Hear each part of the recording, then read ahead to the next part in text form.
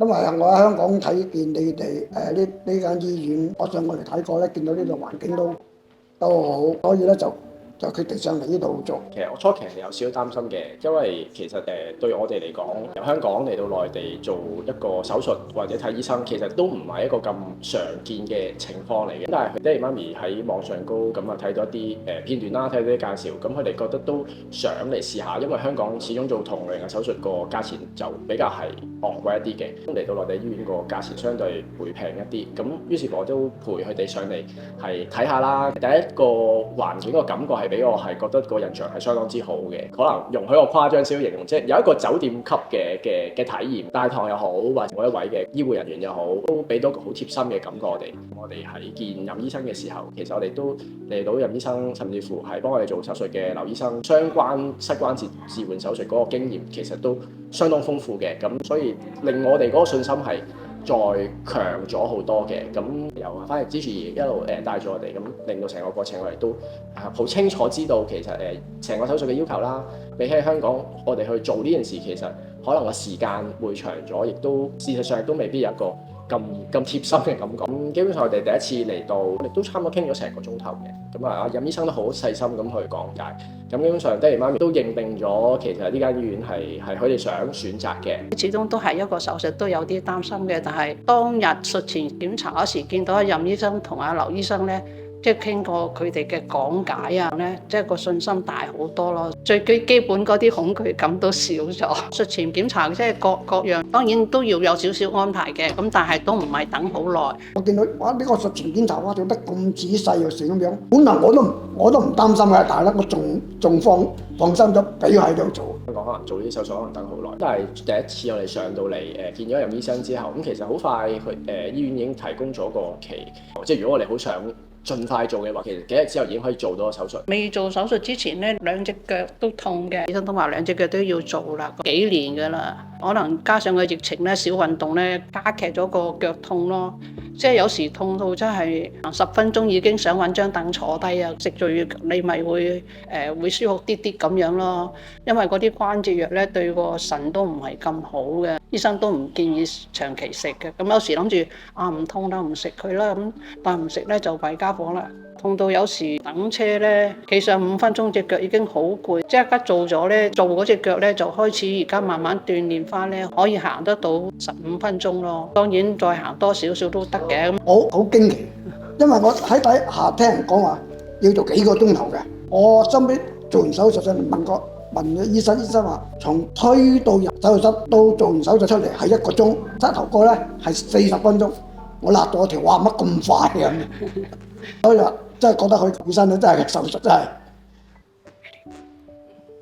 呢度好好啊，包埋伙食㗎，啲伙食好好嘅，3餸1湯，食唔晒咁滯。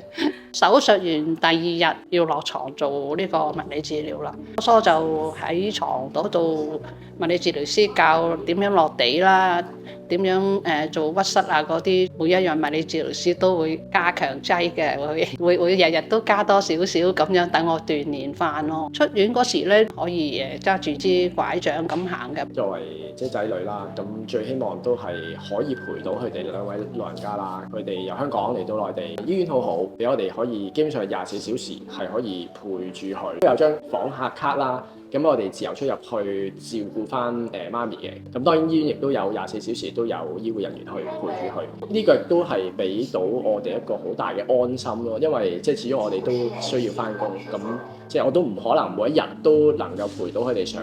但係醫院都提供咗呢個咁嘅方便俾我哋。其實我都冇諗過嘅，醫院有提過係一個獨立嘅房間。咁所以我第一次同媽咪入病房嘅時候話，哇！而家係一個獨立病房，仲有獨立洗手間，又有一個大電視，旁邊有一張梳化床係俾我哋家屬可以喺嗰度休息啦，甚至乎個嘢都容許嘅。咁成個住院嘅過程到媽咪做完手術去康復嘅幾日入邊，咁我哋都有一個好寧靜、好舒服嘅環境陪佢去做呢個康復嘅過程咯。咁作為消費者都係覺得物有所值，甚至乎係比我預期中更加好添。呢個仲有一樣值得一讚嘅。就係我出院之前留低咗一支手杖，冇帶翻去。但係當我1個月後翻嚟覆診，居然我一上嚟就姑娘就你哋上次留低支手杖喎，而家可以攞翻俾你。我相信如果喺第二度咧，一早已經係冇咗㗎啦。但係呢度真係值得一讚，嗰個服務水準真係一流，真係。同埋有啲姑娘真係好細心嘅。我記得有個姑娘咧就問我，佢話姨，點解你入嚟咁多日都唔見你點笑嘅咁樣？你係咪唔開心？當時我諗咗一下，咁我就同佢講，我話我唔係唔開心，因為我自己做手術咧，要我仔咧返工咧，佢又要抽時間上嚟睇我啦。我老公咧就會經常都喺度啦，斟茶遞水，即係全靠我老公去幫我。呢種感覺咧，真係好感恩。咁姑娘嘅，冇講過。咁除咗姑娘，仲要感謝你噶嘛？難得喺度話俾人知你咁好，係話呢個姑娘真係好細心。佢睇到我嘅問題，點解啊咁樣，即係佢關心我，多謝佢，多謝呢個姑娘。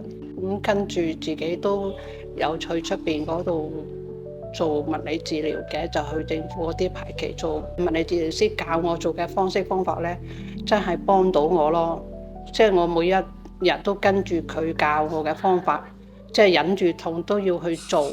做完之後呢，你第日會覺得舒服啲，行得會舒服啲咯。我哋有個叫做長者健康中心，我去嗰度見醫生，同個醫生講我話我做咗個膝關節，我想醫生寫封轉介信我去排期做呢個物理治療咯。未覆診之前呢，呢度姑娘都打過2次電話提我啦，你幾時約咗啊醫生翻嚟做覆診啊？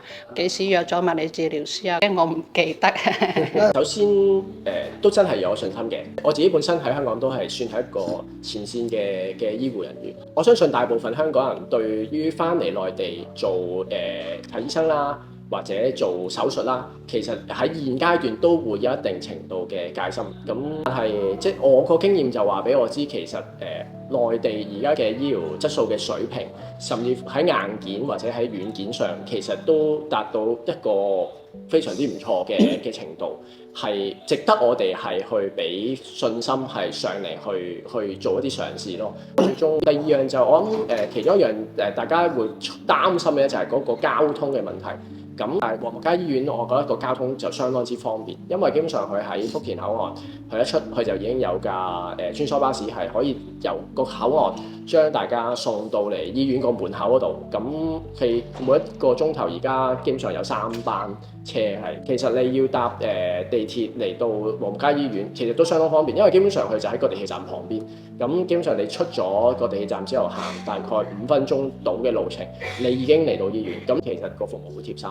如果你普通話唔係好熟悉嘅，即係亦都會有廣東話嘅工作人員可以幫到大家。想嚟黃木家咧都好方便，有香港同埋呢個國內嘅熱線電話都可以同呢個黃木家醫院溝通嘅。香港比較常用嘅通訊軟件啊，可能微信啦，或者係 WhatsApp 啊，咁基本上醫院都有提供到嘅，咁都有呢啲比較方便嘅渠道去做唔同嘅預約啦、查詢啦。基本上我都喺個 WhatsApp 嗰度去同翻醫院做溝通嘅，包括術前、術後，甚至乎醫生佢都有俾佢嘅微信我都可以透過微信去問翻我媽咪嘅情況，甚至乎佢都會將一啲相片或者一啲影片俾我做翻個參考。其實好多報告啦，或者係X 光，其實都可以喺微信嗰個小程式入邊都能夠睇得翻嘅。如果有朋友你隻腳係痛嘅，你需要做呢個膝關節，香港又排得耐，